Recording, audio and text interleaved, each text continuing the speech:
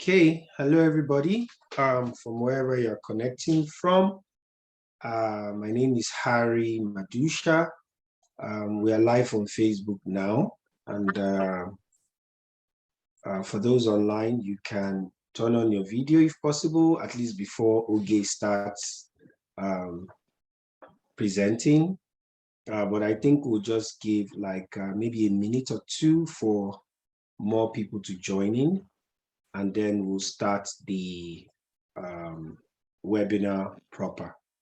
I know Gay has a lot to share from her wealth of experience, and I want to make sure she has enough time to be able to deliver the package that she has for us. You know, holding nothing back. So, yeah. Thank you, Gay. So let's just give like a minute or two and we can start. When it's 7:02 or 2 minutes after the hour, we can start, others can join us. Okay. Please, if you are not talking, please can remain muted. That would really be nice.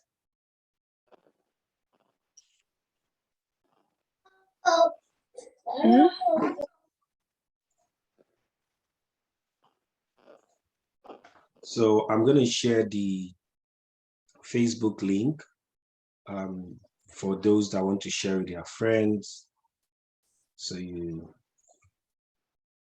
But anyone that can join online, that would be a lot more appreciated. Yes, so I think we can start now. Thank you all for joining this wonderful session on one of the webinars that hosted by Career IIBA. We are having one of our faculties presenting today from our awesome wealth of experience. And she'll be talking about the certificate in product ownership, which is an IIBA certification.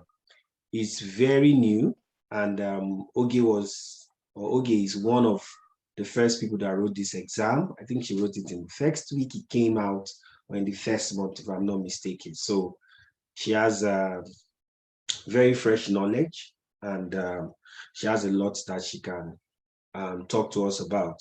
Another thing I want to point out that this is on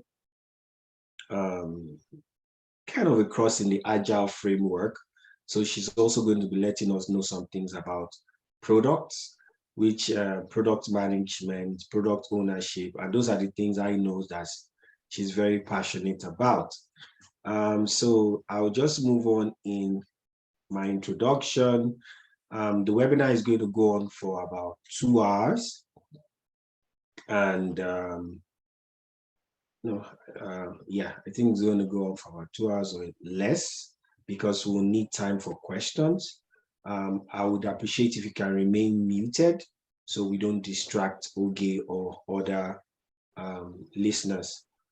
Kindly respond to the poll question if there's any, and if there's any, we are going to put the link for you, and you can put your questions in the text box. No need to interrupt her. Put your question in the text box. I will ensure that she answers all our questions in the right time when she is ready to answer those. And who are we exactly?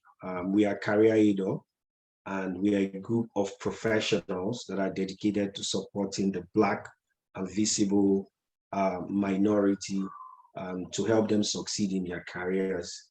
And our mission is to provide a hub where our community members can network, where they can grow, and where they can learn in their careers. We offer training services. We also offer coaching and mentoring services. This webinar is part of our training service. We do resume reviews, mock interviews. We did a mock interview, I think, some 2 days ago for a member of our community, and it was quite interesting. We also do webinars like we're doing now, and we offer internship opportunities. We advise you to please go like our YouTube page, our Facebook page, because we regularly bring out events, and soon we're going to come out with a calendar. so you are able to see what we have. You're able to see the offerings that we have that will be coming out soon. Yes. For OGE is a CBAP, that's a Certified Business Analysis Professional. She's a Project Management Professional. She's a ProSci Change Management Professional. She's a Certified Product Owner.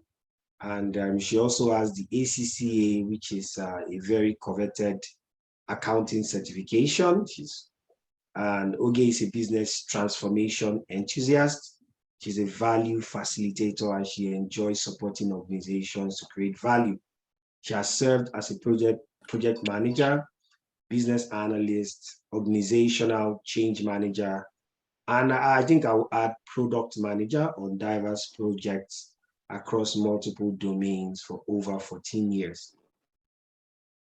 She holds a first-class degree in applied accounting and other professional certifications, and enjoys sharing her wealth of knowledge through writing, speaking, mentoring, and coaching.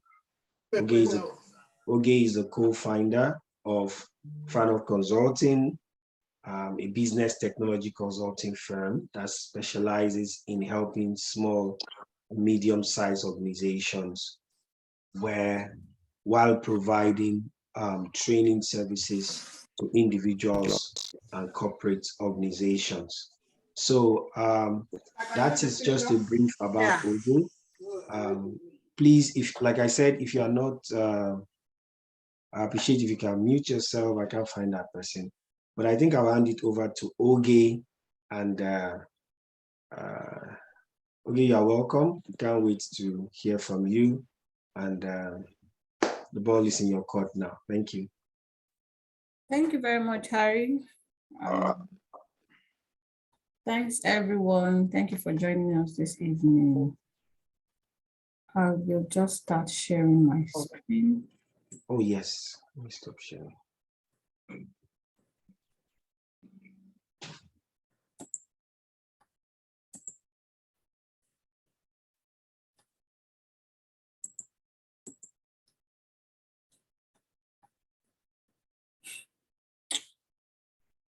One minute, please.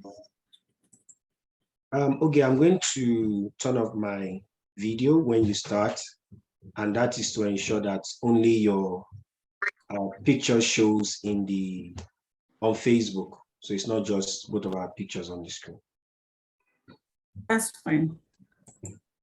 Let me know when you can see my screen. Okay.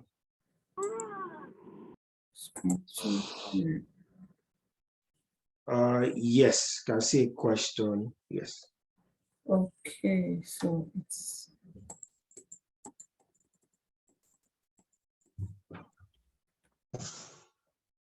technology.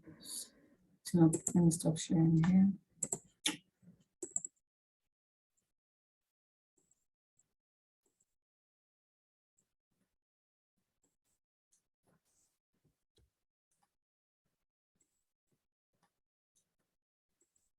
No.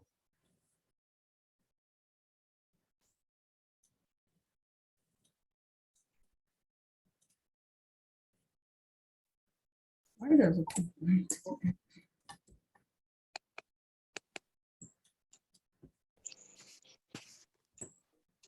There's nothing showing. I know.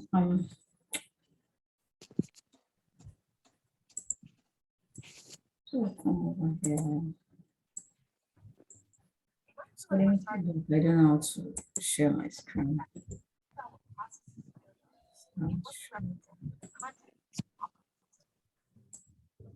Process as programs in motion. Consider all the code in your internet.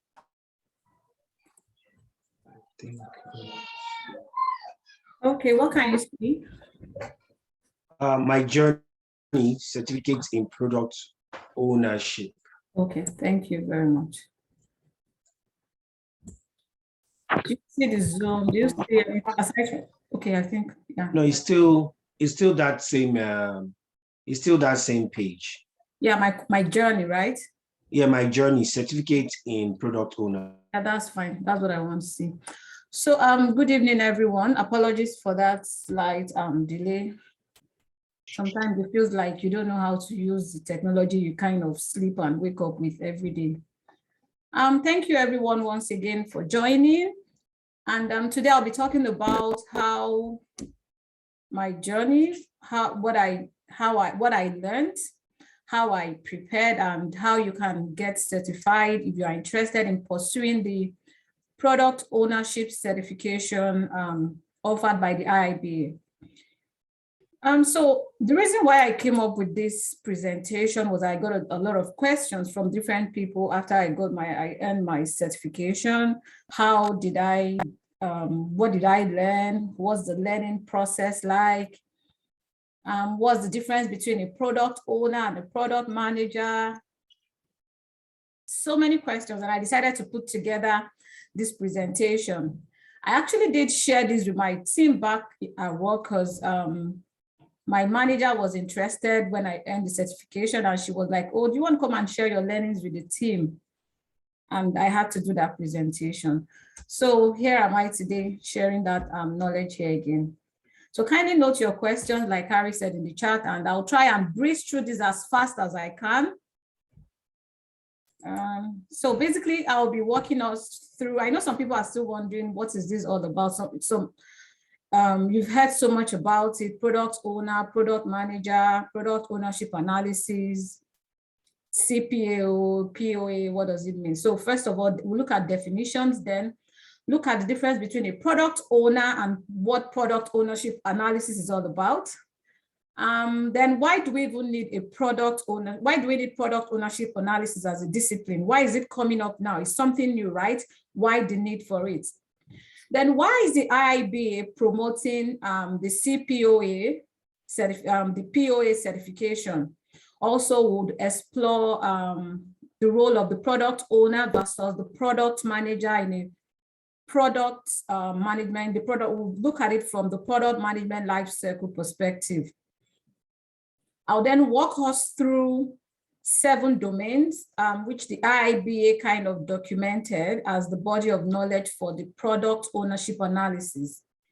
I'll quickly share my learning points. Of course, I will share that along the way. Then I might just summarize it at the end and then tell you how you can go about earning the certification if it's something you're interested in pursuing. So basically, I'll try to answer all these questions and maybe more during this presentation. So what is CPOA? What is product ownership analysis? For lack of space, I had to do some abbreviation, but please, CPOA means certification in product ownership analysis. Now, CPOA stands for Certificate in Product Ownership Analysis. And what is it? It is actually one of the newest additions to the IIBA specialized certification program bucket, and is similar to the cyber security certification and also the data analytics. For people that know IIBA they do have their core certification, which is the business analysis certification. You have 3 of them in that bucket. You have the CBAP, the CBAP, you have the CCBA, and you also have the ECBA. So those are the core certifications the IIBA offer. However, over time, they've started offering other certifications, and they call it the specialized certifications. We have one in cybersecurity, you have another one in data analytics, and now product ownership. And why the need for this specialized certification program? The IIBA has over time established the need for business analysis across all disciplines. The value of the practices, the tools, the techniques of business analysis applied across any discipline. And what they are doing is creating knowledge buckets to equip people to be able to provide business, to be able to practice business analysis in any discipline at all. And that is what they've also done here with the product ownership analysis, extending it to the product management space. So what is product ownership analysis? In simple form, it's just the integration or would you call it the intersection between product analysis, between business analysis and product ownership. So it recognizes the integration of business analysis and product ownership with the aim of maximizing value. Like I mentioned, the reason why they've been creating the specialized certification program is that they realize that business analysis can be very powerful when applied to any discipline, right? Because business analysis techniques help make robust decisions and also effective problem solving. In any discipline, in any organization, basically you are trying to meet the needs of some certain categories of market or clients, and you need business analysis, which we know is the process of enabling change so that you can create valuable solutions. We know that a lot of organizations are kind of enabling change one way or the other, but are they doing it in a structured form? Are they applying core business analysis techniques and practices? I'll leave that question. I will leave that for you to think about. So basically, the product ownership analysis is the application of business analysis practices so that organizations can create high value products for their customers, increase the productivity of delivering product increments. Now we are focusing in the product management space, right? It also helps organizations to identify effective and viable solutions that meet long-term needs. So there's a lot of thinking through, planning, analysis, and before you go into developing, even coming up with the ideation, the idea of a product. Is it viable? Is it fixable? Before the organization goes in investing lots of amount to kind of launch that product into the market. So let us look at the value of business analysis in the product ownership space, or in the product, in the role of the product owner. So basically, business analysis, applying business analysis practices helps put in systems, structure, and processes for the discovery and the assessment of the idea of the product from idea to launch. That is the value business analysis is bringing. It also helps perform what you call a mature stakeholder identification, analysis, and management throughout the product development life cycle. Business analysis practices also help in the ability to identify and assess better solutions. You're not just trying to think up of an issue and just think of the next, what you think is a feasible solution. You perform thorough analysis before you select and implement a solution. And you could do this by applying those core business analysis, solution evaluation practices, and the assessment of each of those solution options. You also do this,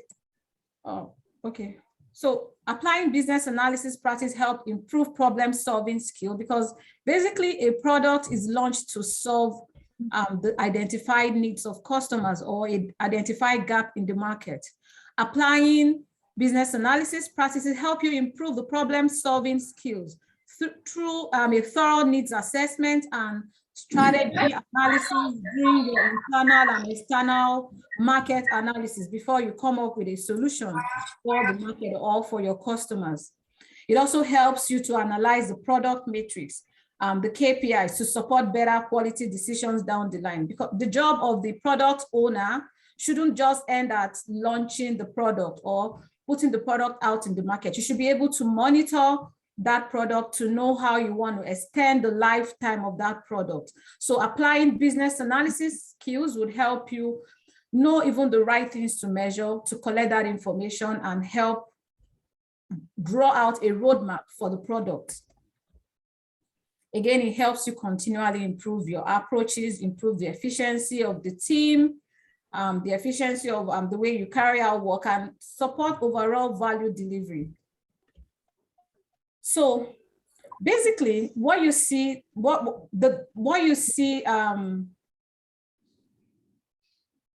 okay, let me put it this way. So traditionally, we have the product owner role, which we see here, the product ownership.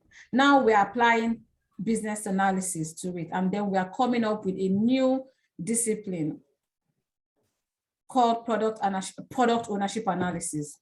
And it's because they kind of found that being just a product owner, the way it has been defined traditionally, is not enough.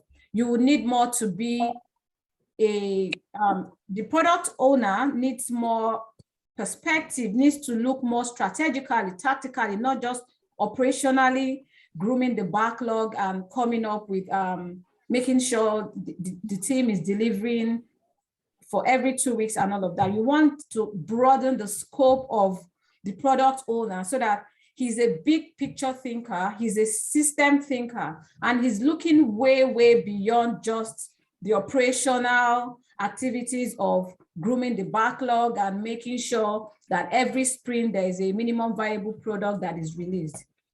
So when you combine business analysis and product ownership, you come up with what you call the product ownership analysis. Now it's giving the product owner multidimensional role. It expands the traditional role of the product owner, which we know traditionally from the Scrum framework, and we're going to see that very quickly. From the Scrum framework is just grooming the backlog, making sure that he communicates the backlog clearly and all of that.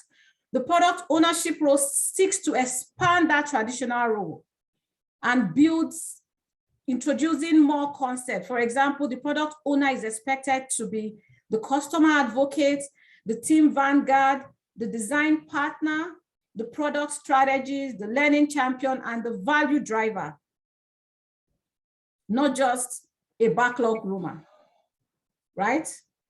So let me quickly talk about this multidimensional role the product ownership analysis discipline wants the PO to have.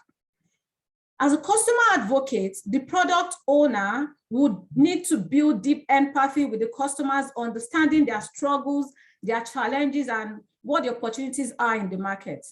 That is how they are acting as a customer advocate. They need to wear all these 6 hats. So let's quickly see what they will need to be doing in each of them. The second one, as a team vanguard, he's leading the entire delivery team to innovate and to develop a product that meets the need of the customer, that adds value, that creates value to the customer. As a design partner, he's constantly envisioning, designing for impact. He's not just looking at the backlog, he's also collaborating closely with the design team to make sure that whatever they are designing is going to make impact. Whatever they are designing is what the customer really wants. As a product strategist, he is regularly assessing the product as it evolves and making sure it aligns with the goal. He's continually identifying new opportunities in the market. He's assessing the product performance, and he's developing long-term strategies for that product, because you don't just, all of us, we do have mobile devices today, right? We keep getting updates, we keep getting new releases and all of that. So as a product strategist, your job doesn't just end in creating that product, but the product ownership analysis discipline is suggesting you would manage it until you retire that product.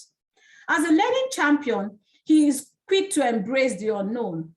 He's willing to learn. He has a lifelong mindset. He continually explores, learns, and pivots very quickly, because we know we're in a rapidly changing environment today.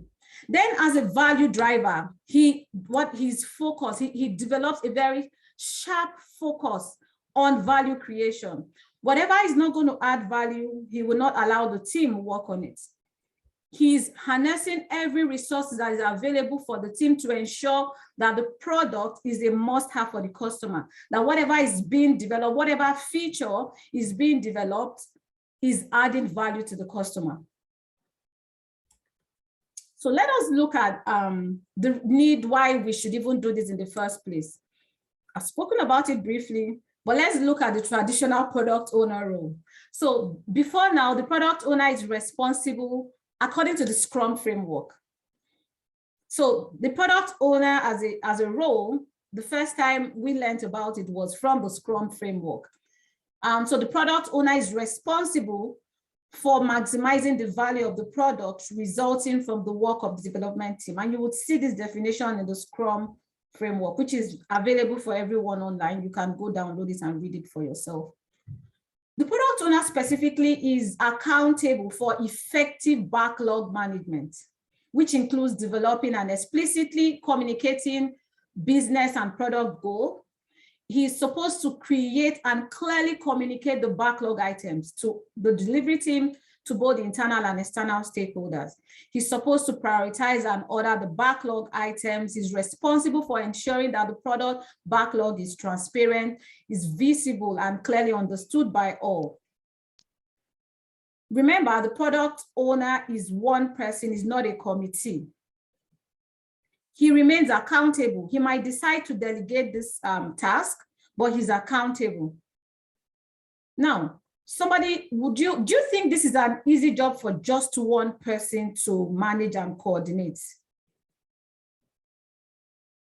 For me, looking at all of this, I believe it's obvious that this is a lot of work for one individual to handle, especially when you have an organization where one person can be responsible for multiple product development that is going on.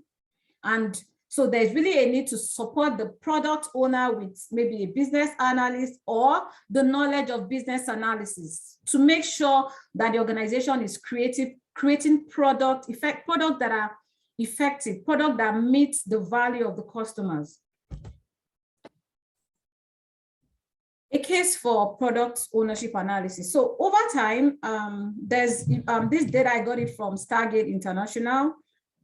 They kind of do research to know about product projects that have been successful or those that have failed or that were kind of killed even before they got to the launch phase. So you look at the top performing organization, you see that about 38% of the product either fails or is killed before launch.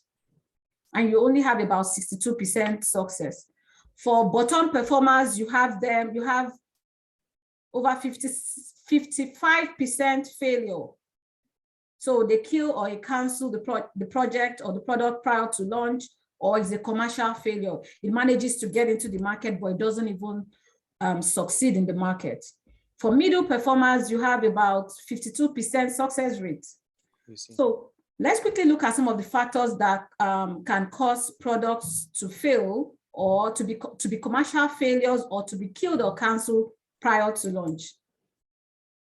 Some of the, from my research, what I did was to group the reasons for product failure into two categories. One, it could be problem arising during the design phase, or it could be problem arising during the launch phase. But this is just a summary. It's actually a long list. What I tried to do here was to just summarize a few of those factors. So the first one here is failure to understand what the consumer needs and wants. And again, sometimes you could design a product that is actually fixing a problem that does not even exist. You could be designing a product and you are not targeting the right market.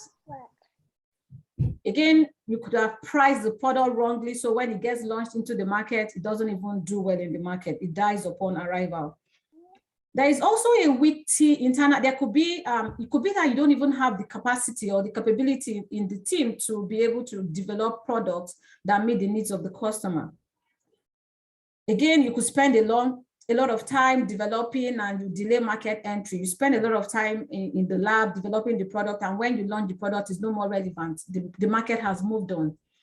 Poor execution of product launch strategies could also lead to failures. You would agree with me, I believe most of us here are business analysts, or we have some knowledge of business analysis. You agree with me that the application of core business analysis practices, for example, in trying to understand the needs of the customer, would minimize or prevent the risk of any of these issues coming forth, trying to fix the problem. Because as business analysts, even before we go into solutioning, we spend a lot of time trying to define the need, trying to understand and define the need, validate it, right? And make sure we're actually fixing a problem that does exist, not just fixing a fictitious problem. You are also trying to make sure that whatever solution you are proposing, whatever product you are trying to design, is going to meet the needs of the people that have that problem or that needs that solution. So making a case for product ownership, which is the application of business analysis practices, business analysis tools, and business analysis framework into the product ownership space, would eliminate or minimize the risk of these issues crystallizing.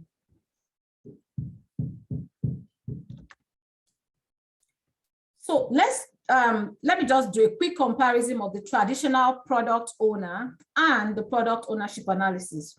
So remember that the traditional product owner is strictly from the Scrum framework definition is backlog grooming and maximization of value. That is the expectation of the traditional product owner. However, product ownership analysis combines business analysis practices to the role of the product owner, expanding that role, because if you look at the definition of the traditional product owner, it is kind of operational focus, grooming of backlog, making sure you deliver on time. But now the product ownership analysis is extending that to a more strategic focus. So you're not just focusing on the operational activities, you are looking at the big picture. You are breaking silos. You're not just working in your space as building a product. You are looking at the product roadmap. You are ensuring that the product is aligning to the strategy of the organization. You are ensuring it's meeting the need and doing well in the market too. You're not leaving all that to just the product manager to worry about. So from a role definition perspective, the traditional product owner is just to maximize value created within the team, building the product. However, if you look at the product ownership analysis, is an enhanced responsibility with more application of analysis so that you streamline value delivered and you reduce waste. You want to make sure you are creating value per time. From a focus perspective, the traditional product owner is delivery centric, right? It's just focused on those delivery activities. However, the product ownership analysis the product ownership analyst, should I call it that way, is focused on balancing the delivery-centric activities of the product owner and the analysis-centric activities, and also extending it to the strategic goals and the tactical goals too.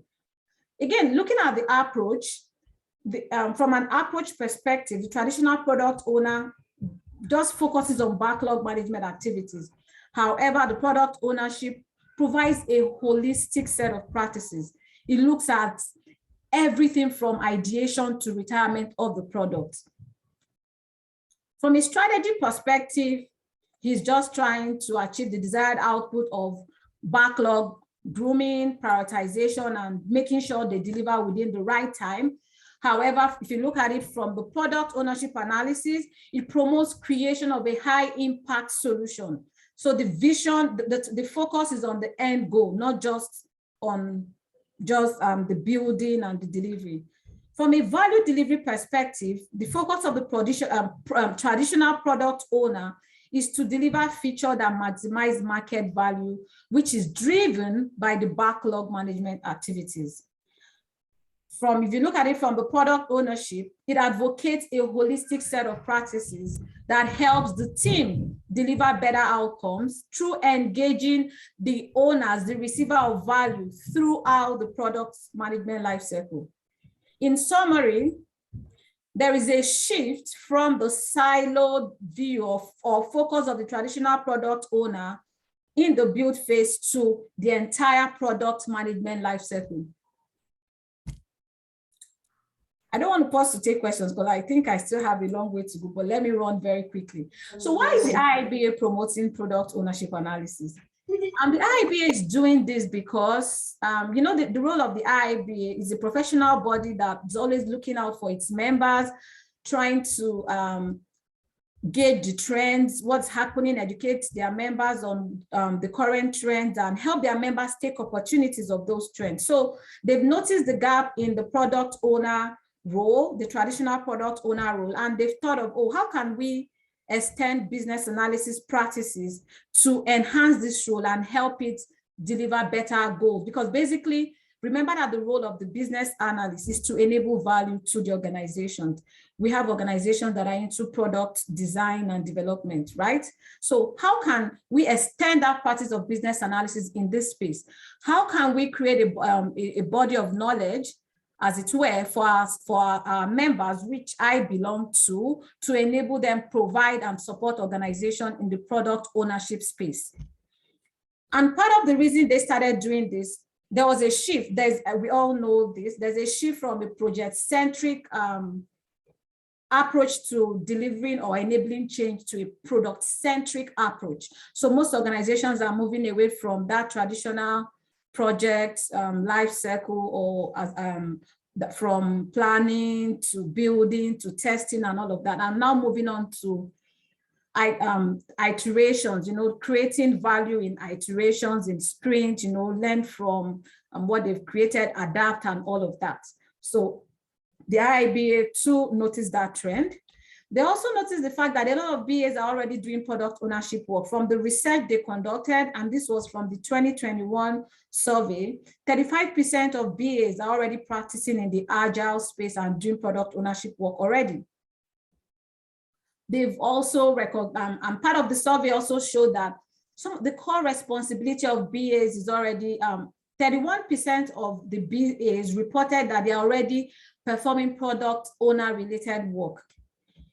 The survey also showed that 19% are anticipating to change jobs from maybe core BA role to the product owner role in a year. 27% are anticipating to change within 1 and 2 years, while 28% is anticipating to change in the next 5 years.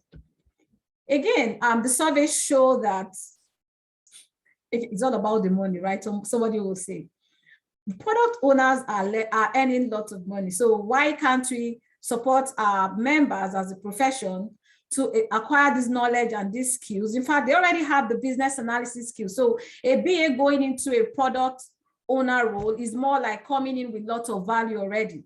So let's equip them to understand the product management framework, the product management life cycle, and what they should do as product owners, or even maybe product managers, and they earn more, right?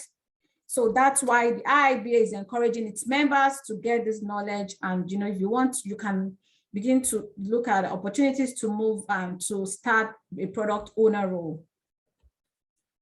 So the reason I added this slide, I've gotten questions like this. So what's the difference between a product owner and a product manager? And I would explain this using by first introducing the product management life cycle. For some of us that don't know what it is, basically, it's the phases you go through to manage a product, from the ideation, from even coming up with the idea of the product, through building it, launching it, managing it through the growth phase until it matures, and then retire the product. That is what you call the product management life cycle. The product manager is responsible, ideally responsible for all the phases, is responsible for a product from the ideation phase to the retirement phase, typically, traditional as we know it. However, a product owner might be involved in the build phase. So the product manager is accountable for that product, but he will have different people working with him across the different phases of the product. He could have, it could be him and some very market researchers ideating, trying to get market information to test the feasibility of that product. Then when that has been, that phase has been passed, it's time to build. You get, the product owner is involved at this phase, building and delivering the product, getting it ready for the launch. You could then have a product marketer that is responsible for this phase, managing the product in the market space, getting data and all of that, checking the performance of the product until the product is retired. All of those roles will report to the product manager. So basically, the product manager has more roles, has more, maybe more power, more influence than the product owner. And I say this with caution because it might differ from one organization to the other. But the product manager is typically responsible for the product throughout its life cycle. However, the traditional product owner is only responsible for a phase or for some phases of the product. It could be both the build and the launch, and maybe some spaces in the market. It now depends on how an organization would define the roles and responsibility of the product manager versus other roles, the product owner or the product marketer within the organization. But typically, the product manager would see through end to end, while the product owner is mainly focused on creating the vision and the roadmap, planning releases, developing personas, needs definition, feature definition, managing defects, advocating for the customer, ensuring that user stories are written, the backlog is groomed, and all of that. So those will be the typical role of the product owner versus the product manager. And but remember, we only spoke about the product owner and the product manager. However, the IIBA from the product ownership analysis, they are advocating that the product owner analyst can add value in every phase of the product development lifecycle. It shouldn't only be restricted to maybe a build, a launch, and a growth phase, but that business analysis can be applied to every phase of the product development lifecycle. For example, during the incubation, you apply business analysis practices to help identify and understand the needs of the customer, improve the product, the quality of the product ideas, the ideation process. Make sure that the marketplace, you're trying to evolve to understand the customers and the market where you are trying to launch that product. You are doing what you call the product market assessment, making sure there's a fit between the product and the market. During the build, you make sure there is a strong value proposition for the customer. The focus is on delivering value to the customer. During the launch phase, you are making sure you are capturing the product matrix and customer feedback so that you continually improve on the product. You are also managing the expectation of the organization, because the organization is also in it to make profit, not just to add, you're adding value to all the relevant stakeholders, right? Both the internal and the external. During the growth phase, applying business analysis practices can help identify ways to evolve the product organically, implement and test the growth strategies to identify the best ones that are applicable. During the maturity phase, you can also help apply business analysis practices to plan to revive the product for additional growth. Then whenever the organization decides that the product should be retired, you can also help apply business analysis practices to implement, plan to retire the product and migrate customers to another product maybe that has been created to replace this product that is being retired. Basically, the product ownership analysis is just applying business analysis techniques, different business analysis practices in the product lifecycle phase. Like I said, pardon me, I don't want to take any questions. Let me quickly run through to the end of this presentation. Keep your questions coming in the chat, please.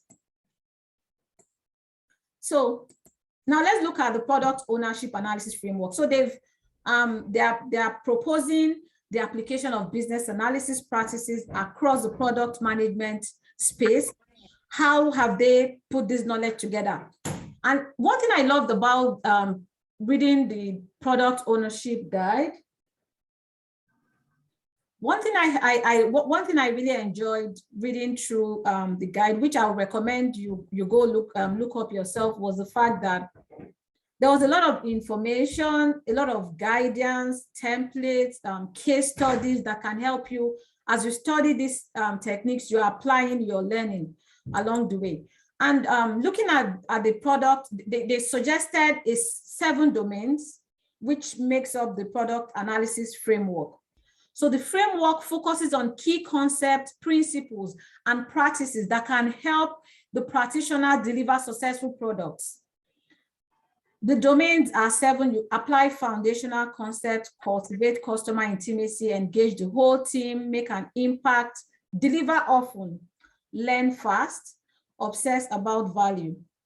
And if you followed the multidimensional role of the PO, like I showed some slides ago, you will notice you can tie some of those role to the framework.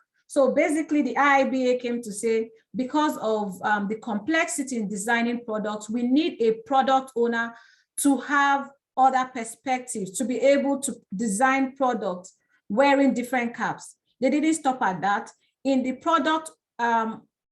product ownership analysis framework, they have defined how the PO can perform all these roles. So under cultivate customer intimacy, they tell you how, and they show you the what and how you can advocate for your customer.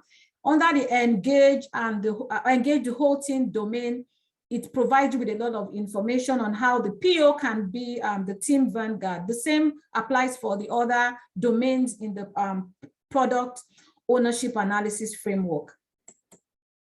So the first one is basically applying foundational concept. And like the name suggests, is building foundations, building the right foundation.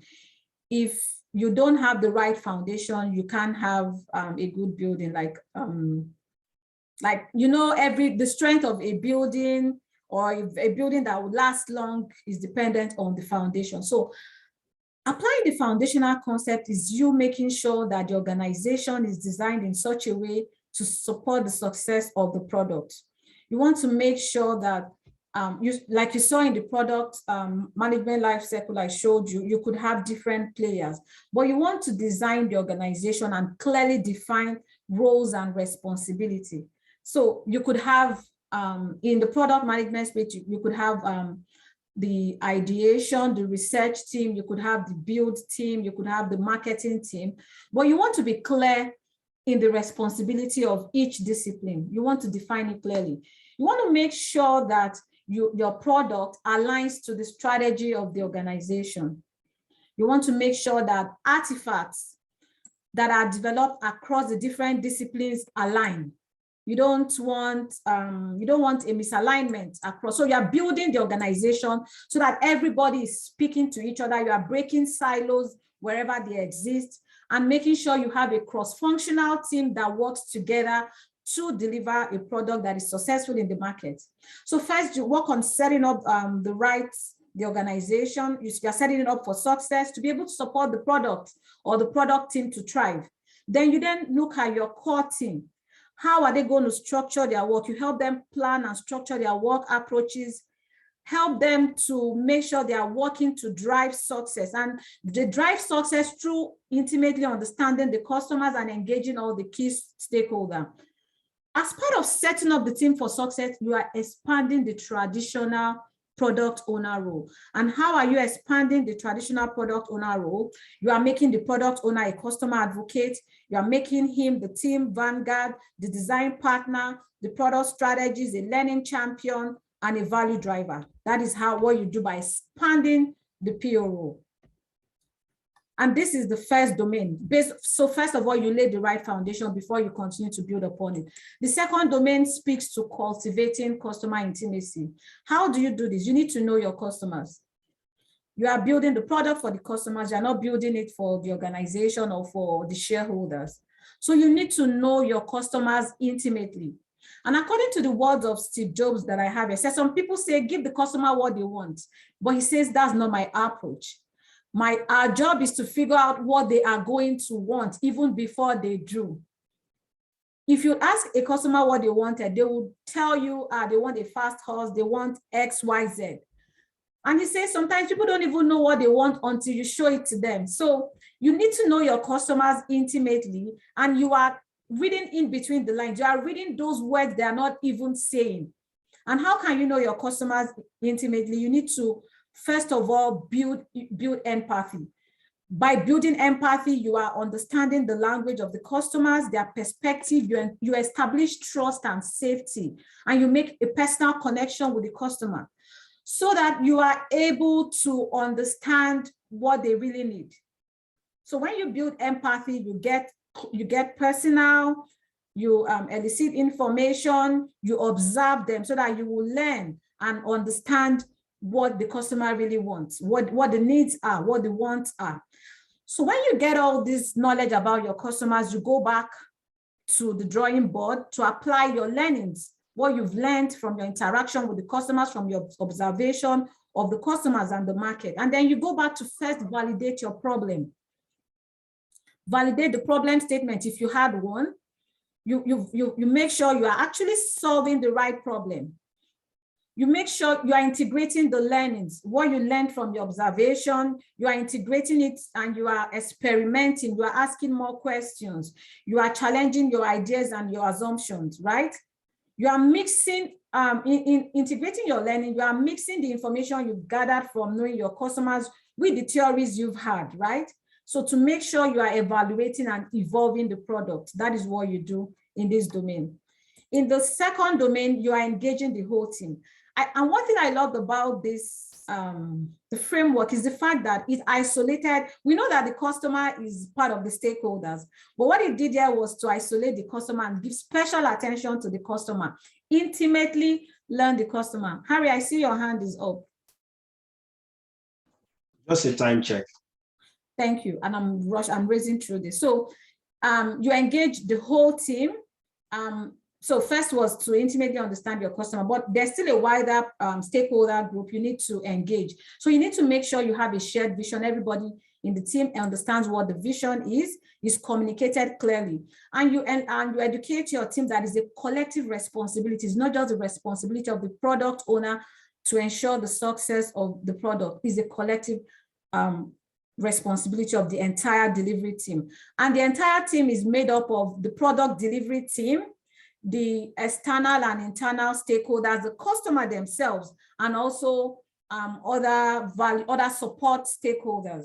That's the whole team. So the goal is clear, and you make sure you're aligning your product. Now, after you've shared the goal, you empower and engage your team. You provide a safe space for your team to work. You are not micromanaging your team. You also analyze your stakeholders, understand them, and engage them effectively. Your developers, you need to understand how they want to be engaged, how they want to be communicated with. This also applies to your other stakeholders. You want to know their titles, their role, their geographical distribution, their influence, their interest towards the product. So you do all that in engaging. You learn about engage the whole team in this domain, how to manage your stakeholders effectively. Then this domain, the next domain is called make an impact. So now you know your customers, you know what they want, you understand your team, and the vision is clear. You now want to go ahead to delight your customers through make sure your product is targeting the right customers. The product you are designing is good. You're assessing to make sure that the product is fitting the needs of the market and your value proposition is clear to the customer. As you are delighting your customer in creating the product, you are creating a product that delights the customer. You are also advancing the strategy of that product. You are extending you are getting more information about the product and extending the life cycle of that product. You are integrating across initiatives. What do I mean by this? The organization might also be developing other products, not just your own product as a product owner. You are not supposed to work in silo or in isolation. You need to see how that product you are developing fits in the bigger picture with the other products that is being developed in the organization. Then in cultivating organizational support, you are also extending, you are breaking down you are kind of advocating cross-functional collaboration. You are planning, you are coordinating across board. You are making sure that risk is managed across board, not basically moving away from a siloed way of working to a cross-functional collaborative method of working. You are delivering often, you plan your delivery, which is more of the core traditional product owner. So you are planning your delivery, managing your backlog, selecting your minimum viable product, planning your releases. And then the actual product delivery, you are planning your iteration, you are building the product, and you are validating the product features through your product reviews, getting feedback from stakeholders before you release your product. The next domain is the learn fast domain. So basically here, what are you doing? You are first determining what are the metrics, what should I be measuring, what should I be assessing? So you come up with your measurement strategy. You are trying to manage across the hierarchy of the organization. You are managing strategic metrics, you are managing the product metrics. You are also measuring, not managing. You are measuring strategic metrics. You are measuring the impact of the products. You're also measuring your delivery, the team's delivery. And based on that, when you collect data around the strategy, the product strategy fit, you are then assessing how your product is doing well against strategy, how your product is doing well against the market, and then how your delivery team is also doing. Can they get better? There are some metrics, some examples of strategic matrices that the product owner might be looking out for. Here is return on investment, NPV, IRR.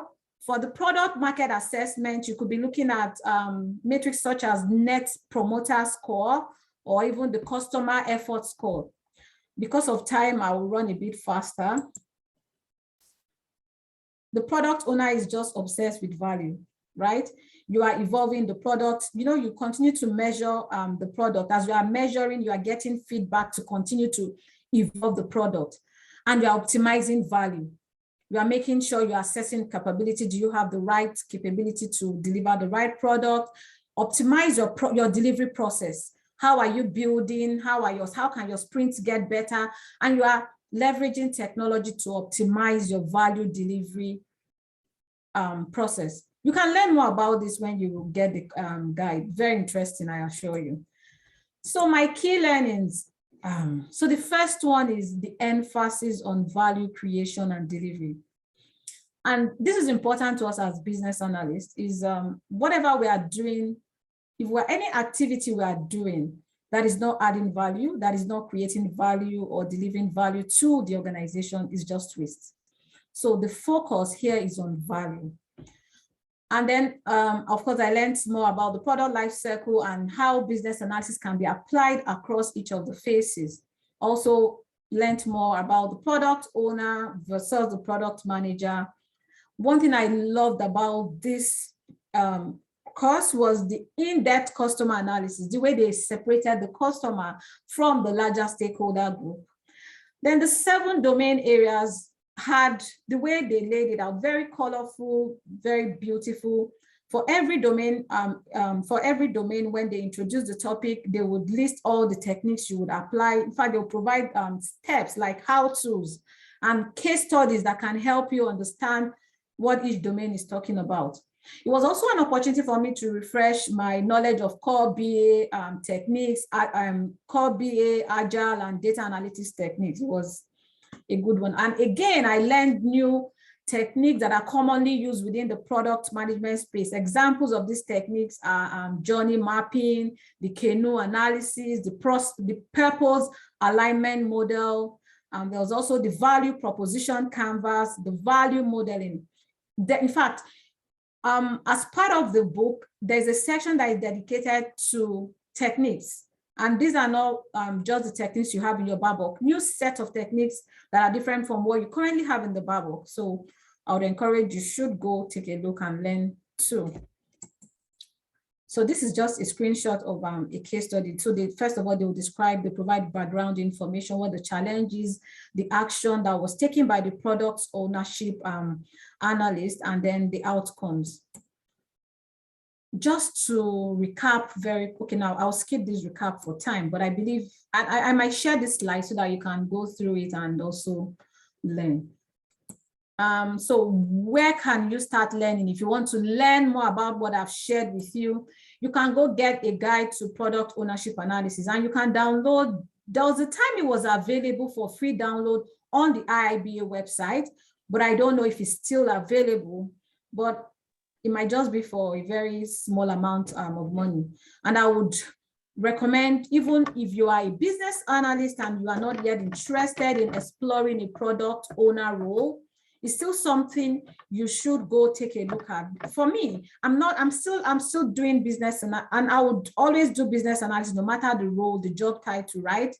So I'm not yet in a product owner role, as it were, but I've learned so much from going through the guide that I'm already applying it in my current role. I'm minimizing waste. I'm looking at what am I doing currently that is not adding value. I'm paying more attention to understand the customers more. So you can learn lots of things you can begin to apply even in your current role. You don't have to wait until you become a product owner or a product manager to begin to apply the learnings you will get from reading this book. And it's really about 250 pages compared to the bar book, and you have lots of beautiful colors that would encourage you to study it, I assure you.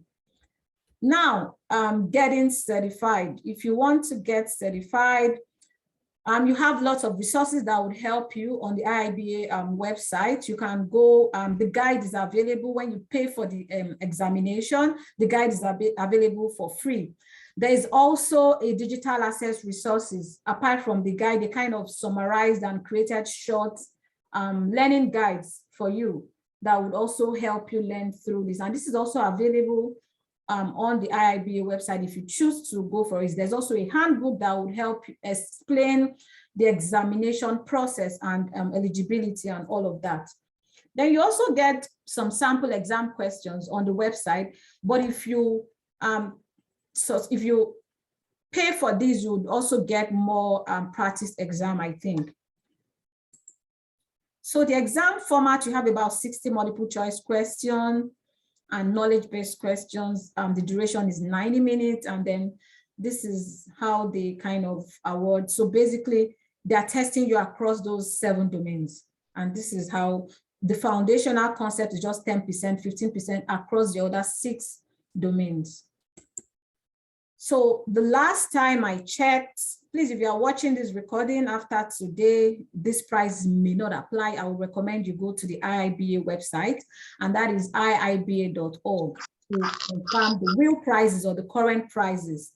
So if you want the digital bundle, which is both the PDF format, digital access to the online modules, and the exam fee, you get to pay more. You pay $345 for members. If you just want only the exam, you pay $250. For non-members, you pay more. And I would recommend, if you are here, and you want to learn more, it's better you register as a member. It kind of reduces the amount you pay for this certification or any other certification you may be interested in getting. I won't summarize. Okay, let me summarize quickly. So we started with defining what the certification is and what product ownership analysis is. We look at the product owner versus the product owner analysis. Why are we extending product ownership to product ownership analysis? We also talked about why the IIBA is promoting product ownership analysis. We looked at the 7 domains under the product ownership analysis framework. I quickly shared on the things I learned, and then told you how you can go get certified if you want to, where you can get the resources that can help you prepare towards your certification. I have some resources that I'm going to share with you. I'll put it in the chat, or we can also put it on our page. You can go access them. I found them valuable in preparing for this presentation, so you can also learn 1 or 2 things from it. And that is the end of my presentation. Thank you for listening. I hope I wasn't too fast, and I hope I didn't bore you. Absolutely not, Ogi. That was excellent presentation. And for as many of us that, trying to understand product ownership a lot better, this was an eye-opener. So thank you so much. You deserve that glass of water you just took. At least to just refresh you a bit. We have a couple of questions, and I will just read some of them. I have my own questions, but let's go with people's questions. First, it says, I have a question. Please forgive me in advance. I'm a complete novice in PMP. I'm assuming that is project management, POA, product ownership, and business analysis. I'm just trying to understand how things work and to decide which certification to go for. For my question is, does POA replace the product manager? From my layman understanding of the whole process of designing a product from start to finish, do we not need a project manager, product owner, like a subject matter expert and a BA? Will the product owner analyst replace the project manager, or can one person be both? That's a lot crammed in that, so I'll leave that to Oge to answer. Okay, I'll try and answer to the best of my knowledge. So basically, these are different disciplines. right? The product management is a discipline on its own. Product ownership is a discipline on its own. Even the business analysis discipline is still, it's on its own, right? And the product, basically what I've showed you here is applying business analysis to the product ownership space. The project, for me, it doesn't take away the project management role or even the product owner role. So what is advocating here is introducing more analysis in product ownership, rather than focus on just backlog grooming and making sure you are delivering on time and all of that. Is extending it. It's helping the product owner to think, look at the big picture, right? Don't just look at your functional role. Look at it cross-functionally. Then, having spoken about the product owner, so the BA or the POA is not scrapping the product owner role, as it were. Then you have the project manager. Organizations are trying to create value per time, right? And basically the role of the project manager is to coordinate activities. For me, I see a great product manager, someone that would have project management skills. So these are disciplines. Don't look at it from a role perspective, right? Today, I understand project management principles and I apply it in my work as a BA. I understand business analysis principle and I apply it to my work, right? It doesn't take away, it doesn't change, it doesn't really define my role, but these are disciplines, these are knowledge and skills that I have acquired over time. So no, I wouldn't say a role is scrapping any role, but it's just good for you to have understanding of this and how to best apply it in the right situations. I don't know, Ijoma, if I answered that question well for you, but you can connect with me offline and we can talk more about this. Thank you so much, Oge. I think because what I thought at the beginning was it looked as if, the POA is it scrapping PMP, like a project manager, not PMP, project manager. So I was a bit confused about that. I'm yet to understand how all this work and the concept, but I have a fair idea. But what I got from your answer is that is making a project manager or a business analyst a well-rounded, when you know what each of this what did you call it? Each of these different does. If you know what a project manager should do, a product owner analyst should do, that helps you become well-rounded. You're not just concentrating on the role. You're more focused on giving value at the end of the day. Yeah. Typically, the way, unfortunately, the way our organizations are designed, the HR person is just paying attention to their space, the finance team. But we as professionals, we should grow as people. That we're just after the goal. We're after the how do I say it? We want the organization as a whole to do well.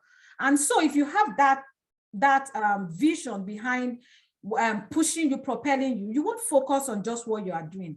You want to see how your work relates with the other teams to make sure you're all working together to achieve the same goal. Okay, the next question, because of time, is the product ownership analyst required to join in daily Scrum meetings? Again, I would say this might depend. It varies from organization to organization. And I would also encourage you when you study, when you look at all these principles, all these guides, the Scrum guide, the product ownership guide, the backlog, they are all guides. Nothing is prescriptive. Nothing says you must do this. You must do this. You just have to look for how it works well within your organization. You can experiment and learn. But when you are studying, there's nothing cast on stone that this is how it must work in every organization. Where you work today, they might decide that the product ownership analyst has to be part of the Scrum meeting. It's fine. Where I work, it might be different. So it varies. You added a lot of, thanks, Del. I'm glad I did that. Harry, is there any other question? Yes, there's one that says, is the CBAP a prerequisite for CPOA? No, it's not.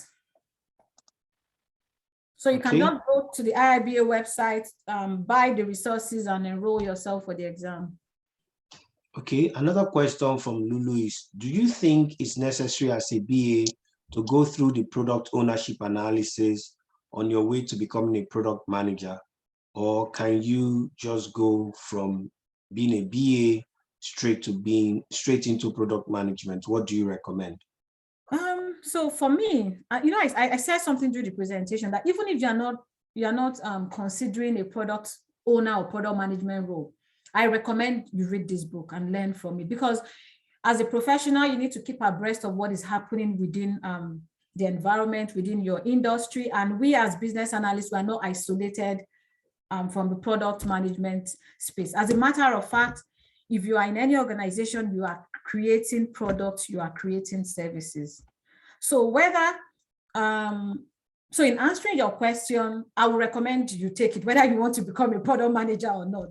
Because if you read this guide, it exposes you to the product management life cycle, the activities that happen within it, because they took time to explain how you can apply business analysis practices to each of the phase of the product management life cycle.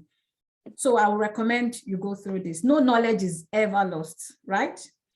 As a BA, we are lifelong learners. We keep learning, equipping ourselves with all the knowledge out there, and look for how to apply these learnings in our work. That is how we upgrade, we upskill ourselves. Is the guide to product ownership enough knowledge, resources to study for the exam?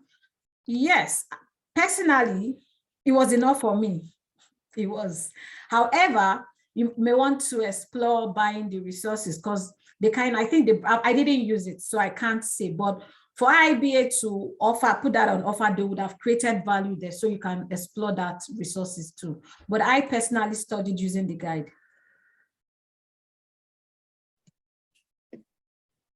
I think this is 8:11. We're 11 minutes past time. There's no other question. Someone asked to think they once gave, okay, yeah, they did, yes. And one thing, be on the lookout. IIBA is always usually offering discount on certification. They can just say they are doing 20% off, 30% off. So what I would recommend is that go and study and be ready, so that whenever you see those 20%, 30% off, and usually for 1 month, you quickly go and pay and write the exam. So be ready, just study and wait for them. Any other question, Harry? No, there's no other question. I will just give just one opportunity for someone to ask one question verbally. We are way beyond, but just one question. If there's anybody, if there's none, Oge deserves not just some rest too. So one opportunity. Good evening. Quickly want to just say thank you again for this. This is amazing. This is really nice. I don't know whether this is more of a question or a statement. I'm just wondering if you've had some type of certification that is not IBA for product owner, do you think it's still valid to do this for IIBA? Because obviously, like I have for what's it called, certified product owner for Scrum. So I'm just wondering whether this is still, just kind of like curious, Yes. Okay. So the product owner from Scrum is good, which focuses on the traditional product owner role, which is all around backlog grooming and delivery, right? However, the product ownership analysis is an extension of that role. So from the Scrum framework, if you look at the Scrum framework, it's just focused on the operational duties of the product owner. However, the IIBA is advocating an extension of that role to be more strategic, to be more tactical. So now you are moving away from that functional view, that siloed view of backlog grooming and just focus on delivery, to looking at the product even from the very beginning, when the ideation phase, through the build phase, the launch phase, the market, the growth, the maturity, until retirement. So I would recommend, even if you don't want to get the certification, get the guide and update your knowledge. Thank you very much. Well done. Fantastic job. You guys keep it going, okay? Thank you very much, Goke. Okay. Okay, sorry. No, go ahead, Harry, please. Okay, thank you, everybody. Thank you, Oge, for your time. Yes, another drink. Thank you so much. And thank you, everybody, for attending. We are going to be sending out our calendar very soon, so you are well aware of the webinars that we have on hand.